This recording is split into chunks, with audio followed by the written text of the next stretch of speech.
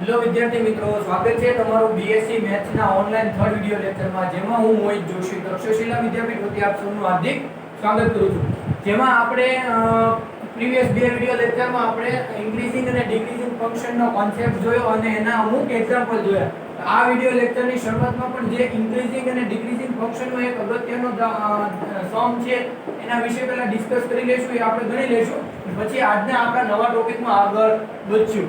Okay, તો જે example છે એ શું છે કે prove that the function f of x equal to a sin x into cos x upon sin x plus cos x x belongs to 0 pi by 2 is strictly increasing in 0 pi by 4 and is strictly decreasing in pi by 4 pi by 2 interval. Okay, તો આમાં આપણને આટલી ખબર પડી જાય છે કે આમાં મને એક ટર્નિંગ પોઈન્ટ મળે છે. 0 થી pi by 2 માં કયો એક ટર્નિંગ પોઈન્ટ મળે છે કે 0 થી pi by 4 માં શું થાય છે, ઇન્ક્રીઝ થાય છે, અને 0 થી pi by 4 થી pi by 2 માં શું થાય છે, ડિક્રીઝ થાય છે. તો pi by 4 એ શું હશે, આપણું ટર્નિંગ પોઈન્ટ. ઓકે, તો આપણે સૌપ્રથમ હવે દાખલો ગણવાની શરૂઆત કરીએ. Solution we have function f of x equal to a sin x into cos x છેદમાં sin x plus cos x. Okay, તો ઇન્ક્રીઝિંગ અને ડિક્રીઝિંગ ફંક્શન માટે સૌપ્રથમ મારે શોધવું હોય તો શું કરવું પડે? સૌપ્રથમ ડિફરન્શિએટ બોથ સાઇડ. તેથી f prime of x equal to, હવે મારે આનું બંને બાજુ વિકલન કરવું હોય તો આમાં અંશ અને છેદ બંને આવે છે. તો આમાં ડિફરન્શિએટ બોથ સાઇડ માટે તમારે થોડી સ્પેસ વધારે જોઈશે. f prime of x છેદનો વર્ગ, ભાગાકારના નિયમ મુજબ ડિફરન્શિએશન કેમ થશે? છેદનો વર્ગ છેદ એમનમ, અંશનું વિકલન માઈનસ અંશ એમનમ અને છેદનું વિકલન. તો સૌપ્રથમ કરો છેદ એમનમ. સૌપ્રથમ એક a બાર કાઢી લઈશ, જે કોન્સ્ટન્ટ છે, a કોન્સ્ટન્ટ છે, મેં શું કાઢી લીધો? બાર. f prime of x equal to,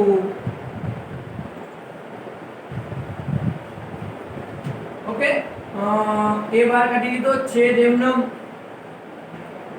sin x plus cos x છેદ એમનમ અંશનું વિકલન, ગુણાકારમાં અંશનું વિકલન. પણ અંશમાં પણ પાછો શું છે? ગુણાકાર. તો એમાં તમારે ગુણાકારનો નિયમ લાગુ કરવો પડે કે પ્રથમ એમનમ, બીજાનું વિકલન, બીજું એમનમ અને પ્રથમનું વિકલન. તો ત્યારે હું પ્રથમ sin x એમનમ લેવા દઉં. ધ્યાન રાખજો, આમાં હું ગુણાકારનો નિયમ લાગુ કરું છું.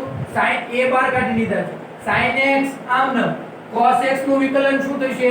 Minus sin x. તો અહીંયા હું માઈનસ sin x છે, નિશાની આગળ લઈ લો, માઈનસ sin x આવશે અહીંયા, અને sin x into sin x એટલે શું થઈ જશે? sin square x. ઓકે, પછી ગુણાકારનો નિયમ હોય એટલે વચ્ચે શું આવશે? સરવાળો.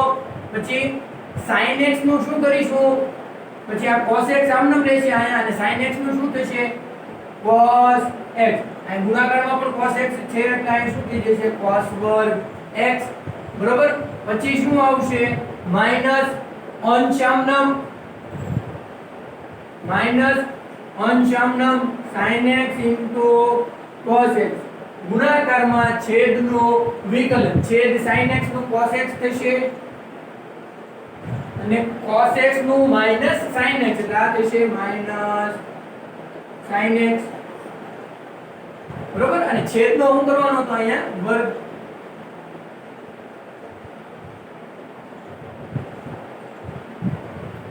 ઓકે, તો જો અહીંયા શું આવશે? sin cos વર્ગ x માઈનસ sin વર્ગ x. તો મને ટર્મ અહીંયા એક્સચેન્જ કરીને લખી નાખું. અહીંયા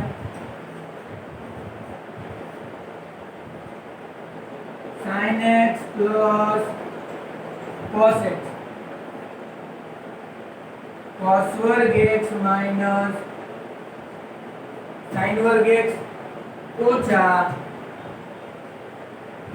sin x into cos x cos x minus sin x.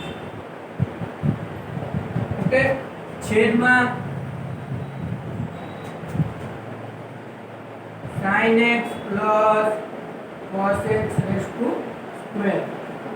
Okay, તો જો તો હવે cos વર્ગ x minus sin વર્ગ x એની જગ્યાએ શું લખાશે? cos x minus sin x અને cos x plus sin x. કેવી રીતે કે મારી પાસે જો a square minus b square હોય તેની જગ્યાએ હું શું લખી શકું? a minus b અને a plus b.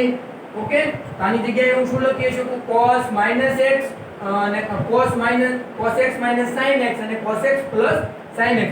તો જો તો આમાંથી હું cos x minus sin x અને ગુણાકારમાં શું લખીશ? cos x plus sin x. તો અહીંયા હજી એક પદ એવું ને એવું છે cos x plus sin x. તો એનો શું થઈ જશે? સ્ક્વેર. ગુણાકારમાં એના એ તો આ પદનો શું થઈ જશે હવે? સ્ક્વેર. પણ પહેલા આમાંથી હું cos x minus sin x લખી નાખું. cos x minus sin x. આના બે અવયવ પડશે cos x minus sin x અને cos x plus sin x. એવું ને એવું પદ અહીંયા ગુણાકારમાં છે એટલે આ પદનો હવે શું થઈ જશે? વર્ગ. અને અહીંયા શું થઈ જશે? cos x plus sin x raised to square minus sin x into cos x અને અહીંયા cos x minus sin x.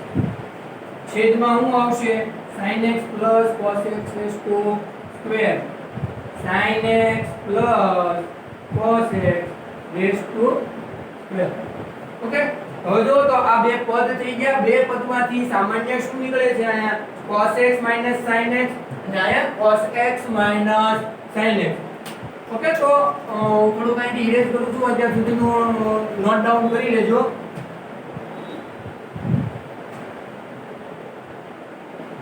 દાખલો થોડોક લેન્ધી છે અને અગત્યનો છે એટલે હું અત્યારે ગણાવું છું.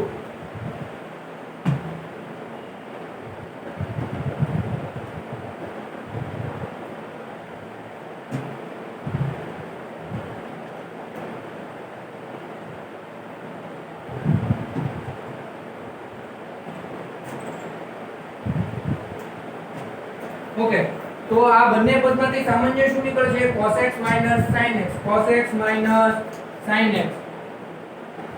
f prime of x equal to a cos x minus sin x. એ બહાર હતા cos x minus sin x મેં બહાર કાઢી લીધા. અહીંયા શું વચ્ચે? cos x plus sin x raised to square. હું સ્ક્વેર છૂટો પાડી દઉં એટલે થશે મારી પાસે sin વર્ગ x વત્તા 2 sin x into cos x વત્તા cos વર્ગ x.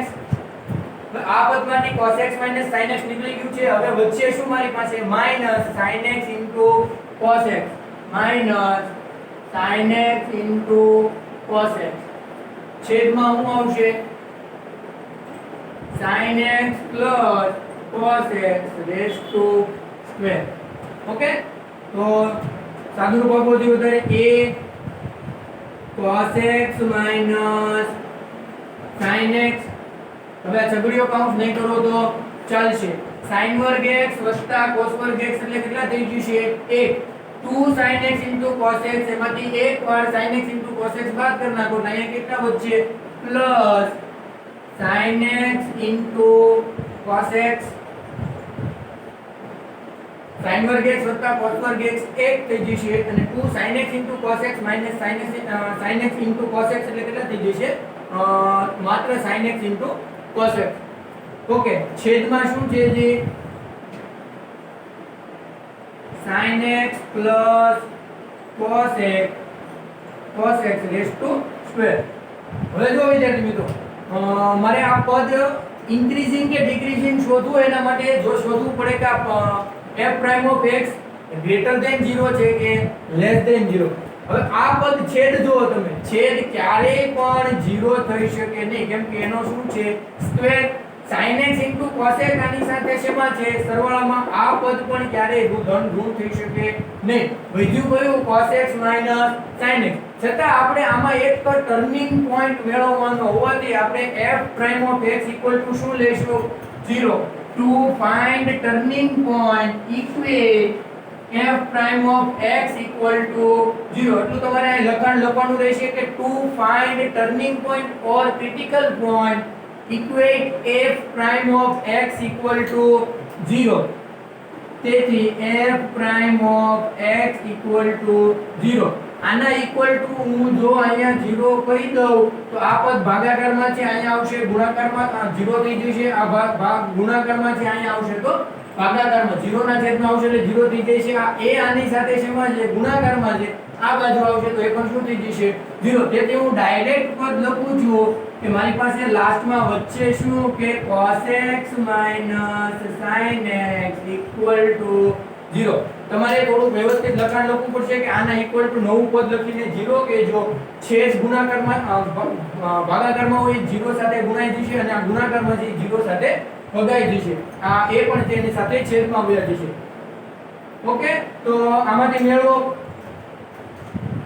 cos x બરાબર શું થઈ જશે sin x તેથી sin x બરાબર ની જમણી બાજુ પ્લસ થઈ જશે તેથી sin x બરાબર શું થઈ જશે cos x આ બાજુ છેદમાં વહી આવે તેથી sin x ના છેદમાં cos x એટલે કેટલા થઈ જશે tan x sin x કેટલા વધશે 1 તો અહીંયાથી તમે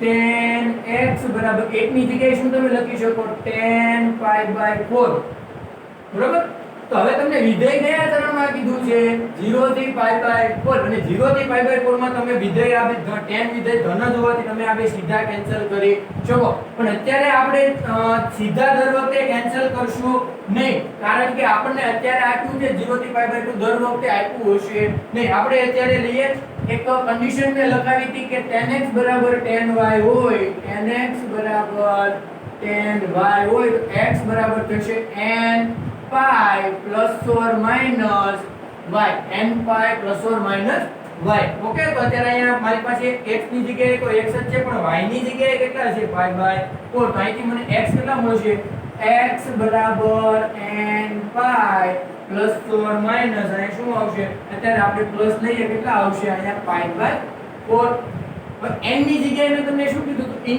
ઇન્ટીજર વેલ્યુ હોવી જોઈએ ઇન્ટીજર એટલે પૂર્ણાંક સંખ્યા n બરાબર હું સૌપ્રથમ કેટલા લઉં n બરાબર 0 n બરાબર 0 લ્યો તો x બરાબર કેટલા મળશે મને pi by 4 belongs to છે 0, pi by 2 ની તો કે belongs to 0, pi by 2 હવે x બરાબર હું લઉં 1 લઉં એટલે કેટલા આવશે pi પ્લસ હવે આ વિધેય તે 0 થી 90 ની વચ્ચે છે તો આ તો pi પ્લસ એટલે 180 પ્લસ તો આગળની એકે વેલ્યુ શક્ય નથી ઓકે તો એક આપણને ટર્નિંગ પોઈન્ટ મળી ગયો x બરાબર કેટલા મળ્યા મને pi by 4 અને મારે આ સાબિત કરવાનું છે મને ખબર જ છે કે આમાં એક જ તે ટર્નિંગ પોઈન્ટ મળવાનો છે તો હવે આમાં અત્યારે વધારે આપણે પછી બહુ આગળ મહેનત કરવાની નહીં ઓકે એક જ મળે છે આમ તો હવે આપણે એને નંબર લાઈન ઉપર દર્શાવી દઈએ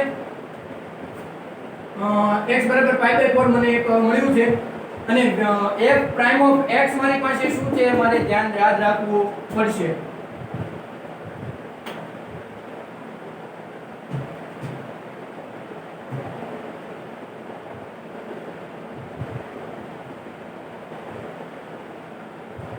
a cos x minus sin x 1 plus sin x into cos x છેદમાં sin x plus cos x નો square f prime of x યાદ રાખજો સૌપ્રથમ અહીંયા f prime of x લખી નાખો cos x minus sin x 1 plus sin x into cos x છેદમાં sin x plus cos x નો સ્ક્વેર હવે મને નંબર લાઈન હું તમને દર્શાવી દઉં અહીંયા નંબર લાઈન ઉપર રેન્જ શું છે 0 થી pi by 2 અહીંયા ક્યાંક શું હશે 0 અહીંયા શું હશે ક્યાંક pi by 2 અને એક મને જે ક્રિટિકલ પોઈન્ટ મળ્યો એ શું મળ્યો pi by 4 એક ક્રિટિકલ પોઈન્ટ કેટલો મળ્યો મને pi by 4 ઓકે તો હવે મારે જોવાનું છે કે 0 ને pi by 4 માં વિધેય વધે છે કે ઘટે છે ફંક્શન વધે છે કે ઘટે છે તો f prime of x is equal to 0 થી pi by 4 0 થી 45 વચમાં હું કેટલા લઈ લઉં અત્યારે 30 તો મને મળશે a cos 30 minus sin 30 ગુણાકારમાં 1 plus cos 30 ગુણાકારમાં sin 30 છેદમાં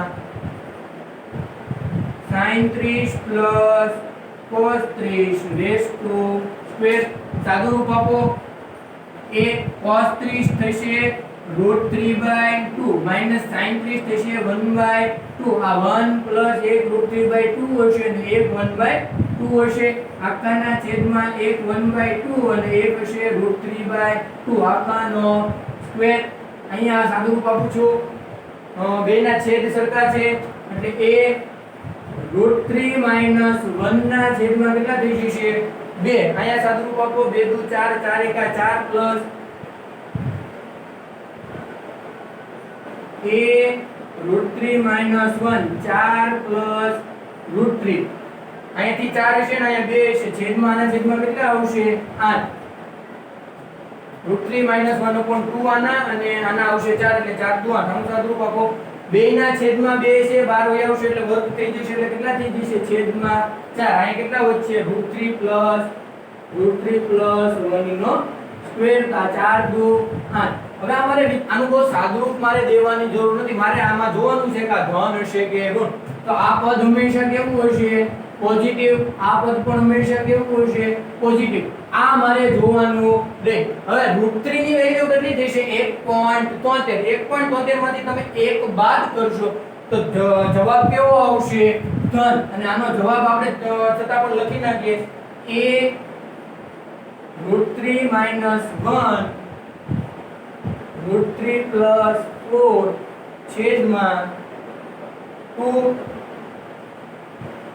√3 પ્લસ 1 રેસ ટુ સ્ક્વેર એ શું હશે ગ્રેટર ધેન 0 શું કામ ગ્રેટર ધેન 0 હશે કેમ કે √3 માઈનસ 1 શું હશે ધન આવશે √3 ની કિંમત આવશે 1.73 ને 1.73 માંથી 1 બાદ કરશું એટલે શું આવશે 0.73 તો વિધેય કેવું આખું પદ કેવું થશે ગ્રેટર ધેન 0 એટલે f prime of x greater than શું મળ્યું મને 0 કયા ઇન્ટરવલમાં 0,5/4 તો એના અંદર વિધેય શું થાય છે વધશે ઓકે તો હવે હું લઈ લો x બરાબર કેટલા લઈ લઉં હું અહીંયા આ ચરણ માટે આના માટે જોઉં છું આમાં થોડો સુધારો કરું છું તમારે વ્યવસ્થિત નવેસરથી લખવાનું π/4 થી π/2 માં હું શું લખું છું અહીંયા 45 ને 90 ની વચ્ચે લઈ લઉં હું અહીંયા sin તો અહીંયા શું આવશે cos sin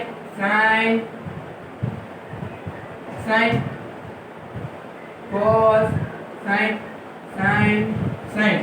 અહીંયા sin અને અહીંયા cos sin કિંમત મૂકો તો cos sin ની વેલ્યુ થશે 1/2 આ થશે √3/2 આમાં તો સિક્વન્સ ચેન્જ કરી નાખો ખાલી આમાં તે √3/2 ને 1/2 એનું એ જ રહેશે કેમ કે બે ગુણાકારમાં છે ને સરવાળામાં છે તો અહીંયા એક માત્ર ને માત્ર ખાલી ફરક આવી જાય છે કે અહીંયા 1 - √3 છેદમાં બે સરખા છે એટલે અહીંયા આવી જશે 1 - વર્ગમૂળમાં 3 અહીંયા આવી જશે 1 - વર્ગમૂળમાં 3 અને 1 - વર્ગમૂળમાં 3 આ પદ હંમેશા કેવું આવશે પોઝિટિવ આ પદ પણ હંમેશા કેવું આવશે પોઝિટિવ પણ આ પદ કેવું આવશે નેગેટિવ અને તેથી લાસ્ટ પદની નિશાની કેવી હશે નેગેટિવ એટલે લેસ ધેન 0 તો પ્રથમ આની વેલ્યુ આની અંદરની કિંમત મૂકી મેં 30 એનો જવાબ આવ્યો ગ્રેટર ધેન 0 અને આની કિંમત મૂકી મેં 60 એટલે એની જવાબ કેવો આવે છે લેસ ધેન 0 એટલે π/4 થી π/2 માં વિધેય કેવું થાય છે ઘટે છે તેથી આ હું ફાઇનલ આન્સર લખું છું તેથી given function f of x given function f of x is strictly increasing increase શેમાં થાય છે 0 થી π/4 increase 0 થી π/4 increase in 0,π/4 and strictly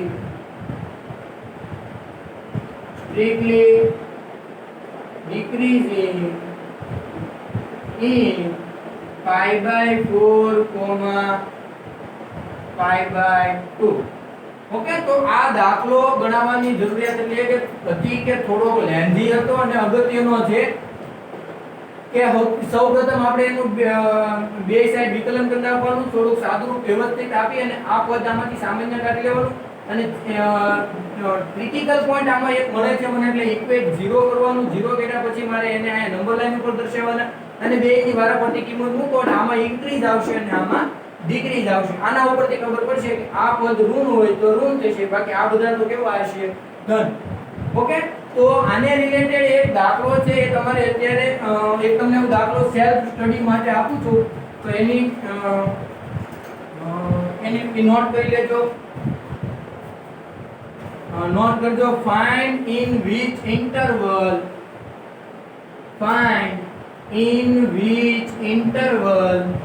a given function f of x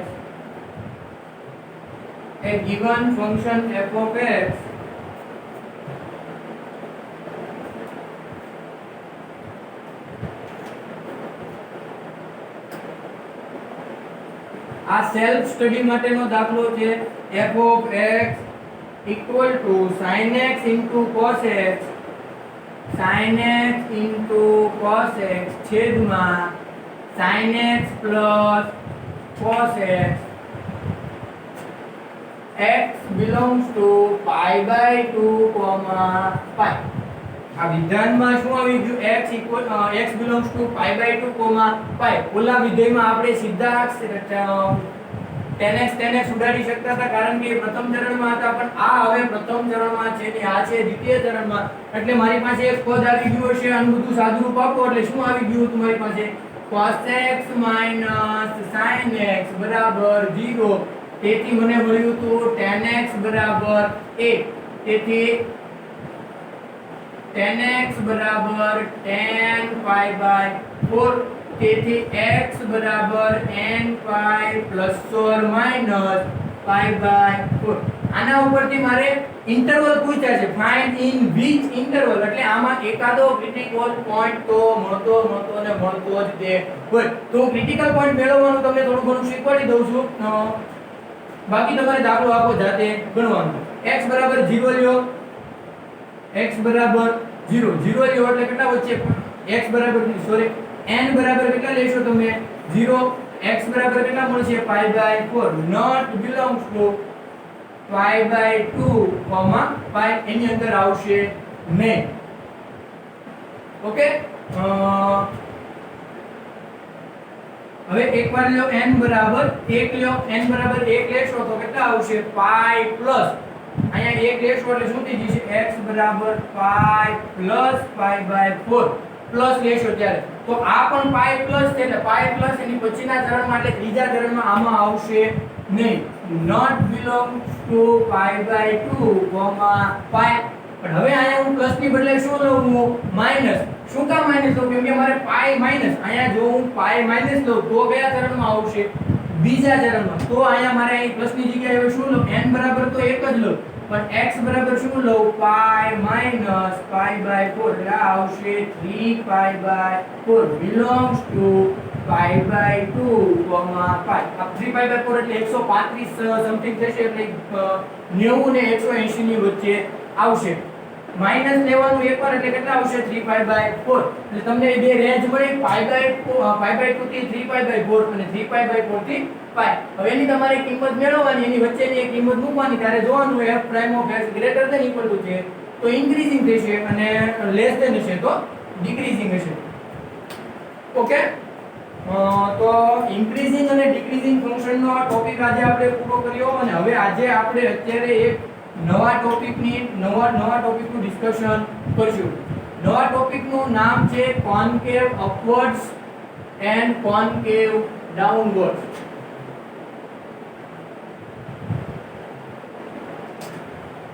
okay, તો વ્યવસ્થિત સમજતા જજો. નવો ટોપિક છે કોન્કેવ એન્ડ કોન્વેક્સ. અપવર્ડ્સ અને ડાઉનવર્ડ્સ ની આપણે બધું પછી ડિસ્કસ કરશું. અત્યારે મેં તમને કોન્કેવ એટલે શું અને કોન્વેક્સ એટલે શું એ આપણે તમને ઇન્ટ્રોડક્શન આપી દઈએ. બાકી હવે જે કોન્કેવ અપવર્ડ્સ શું હશે, કોન્કેવ ડાઉનવર્ડ્સ શું હશે, બધું આગલા નેક્સ્ટ લેક્ચરમાં જોઈશું.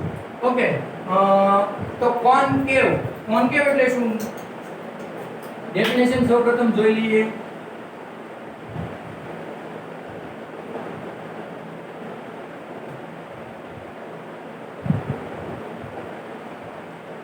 If a given curve is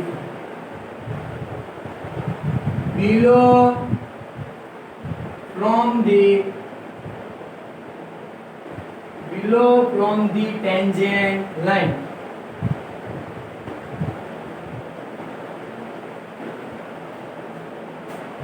at any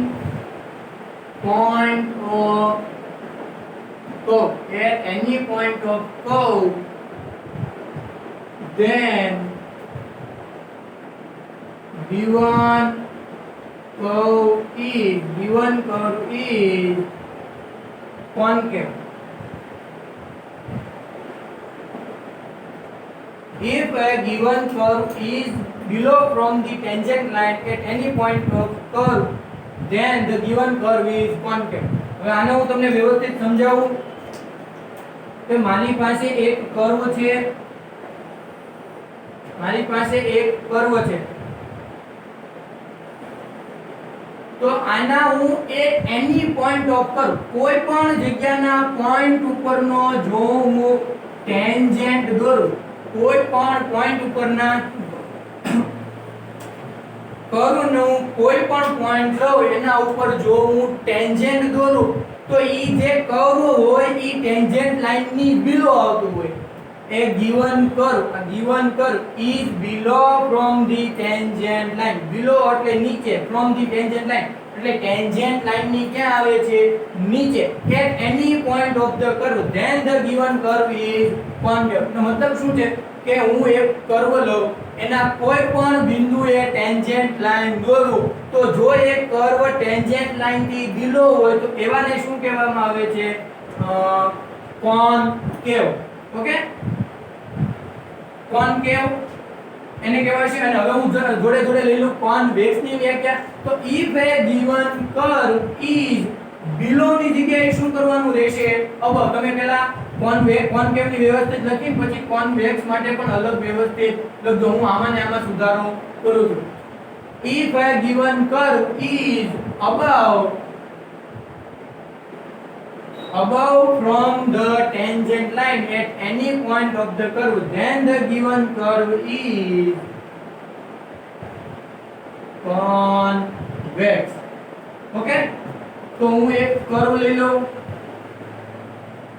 કે મારી પાસે આવી રીતનો એક કર્વ છે, એના ઉપર મેં કોઈ પણ બિંદુએ કોઈ પણ કર્વ ઉપરનું કોઈ પણ બિંદુએ મેં એક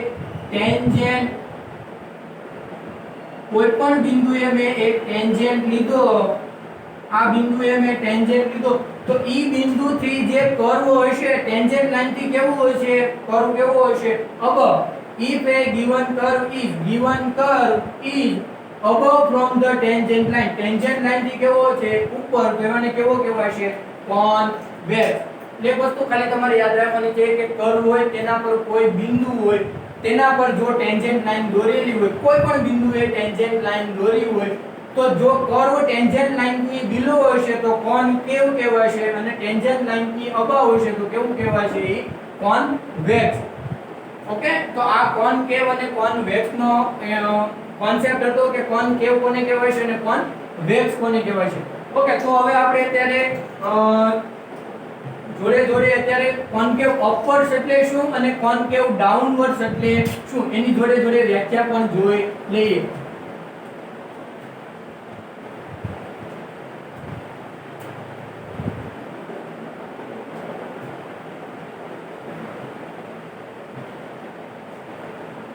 જો વ્યવસ્થિત ધ્યાન રાખજો કે જે કોનકેવ અપવર્ડ્સ હશે એને શું કહેવાય છે? કોનવેક્સ ડાઉનવર્ડ. concave upward હશે એને એનું બીજું નામ શું હશે? or convex downward. બરાબર, જે કોન્કેવ અપવર્ડ્સ હોય એને તમે બીજું નામ શું આપી શકો? Convex downward. અથવા જો કોન્કેવ ડાઉનવર્ડ હશે તો એને શું કહેવાશે? Convex upward. એટલે ટૂંકમાં મને બે વસ્તુ મારે મેળવવાની હોય તો બે વસ્તુ મને પછી એની આપોઆપ મળી જાય. કોન્કેવ અપવર્ડ્સ મળે એનો મતલબ શું છે? એ કોન્કેવ કોન્વેક્સ કેવું હશે? ડાઉનવર્ડ. અને કોન્કેવ ડાઉનવર્ડ્સ મળે તો એ કેવું હશે? Convex upward. ઓકે, તો આનું વ્યાખ્યા આપણે જોઈએ. ગ્રાફ લઈ લો.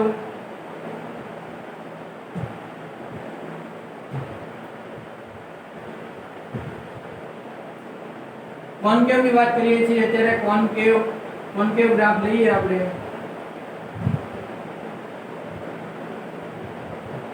ઓકે, તો આ એક ટેન્જન્ટ લાઈન છે આ પોઈન્ટ પર જેની. તો હવે મારે આ તો ટેન્જન્ટ લાઈન છે, પણ હવે મારે કોઈ બિંદુની સાપેક્ષે લેવું છે. હું કોઈ બિંદુ P લઉં, કોઈ બિંદુ P. તો જો આ P બિંદુ છે એ આની કર્વની ડાયરેક્શન કોના મેળવવામાં છે? બિંદુ P ના. કોઈ ફિક્સ બિંદુ, આ બિંદુ P શું કહેવાય છે? ફિક્સ્ડ બિંદુ, ફિક્સ્ડ પોઈન્ટ. અથવા હું કોઈ એક રેખા લઈ લઉં A B. બે રેખા કેવી હશે? Fixed line. તો જો આ પોઈન્ટ અથવા જે રેખા છે, પોઈન્ટ અથવા જે લાઈન છે ઈ આના અંદર કન્સિડર થઈ જતું હોય, કન્સિડર થઈ ન થઈ જતું એવું ન કહેવું હોય તો એની ડાયરેક્શનમાં આવતું હોય એમ તમારે કહેવું હોય કે જે કર્વનું જે મુખ છે એ કોની તરફ છે? આ ફિક્સ્ડ પોઈન્ટ અને ફિક્સ્ડ લાઈન ની તરફ છે. તો આને શું કહેવાશે? કોન્કેવ અપવર્ડ. અથવા શું કહેવાશે? Convex downward. બરોબર, બીજી લઈ લો તમે કોન્કેવ. આ કોન્કેવ અપવર્ડ્સ ને તે હવે હું અહીંયા લઈ લઉં કોન્કેવ ડાઉનવર્ડ. આ કોન્કેવ અપવર્ડ્સ લઈ લીધું ને અહીંયા શું લઈ લઉં? કોન્કેવ ડાઉનવર્ડ.